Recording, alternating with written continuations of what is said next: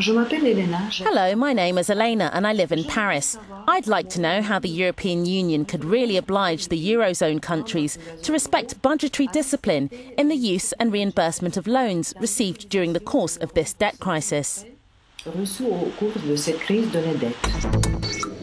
That's an excellent question, and I believe that, yes, in return for help that these countries in difficulty receive, there must be serious commitments on their part. What we would like is that these countries get out of their difficulties so that the money we give them is not, in the end, wasted. At the same time as the European Commission, the International Monetary Fund and the European Central Bank work with these countries, we in the European Parliament are seeing to the reinforcement of the disciplinary rules, and we hope that tougher procedures and sanctions will have a dissuasive effect. I believe far more in persuasion than in sanctioning, which is to say we have tried to improve dialogue between the new Europe and national levels further upstream. We have to get past the myth which says we should be completely masters in our own states at the same time as having the single currency. That's a lie.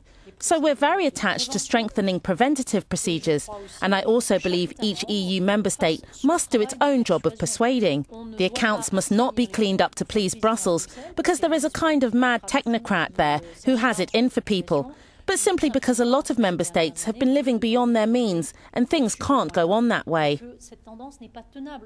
The best prevention is to start doing things to show the markets and also the people and economic players that there's a real will to avoid reverting to this sort of addiction to public indebtedness. If some countries trip up completely, we might turn out to have mobilised a lot of money for nothing. On the face of it, that's not what we wanted, and I believe we have to try and avoid that. Why?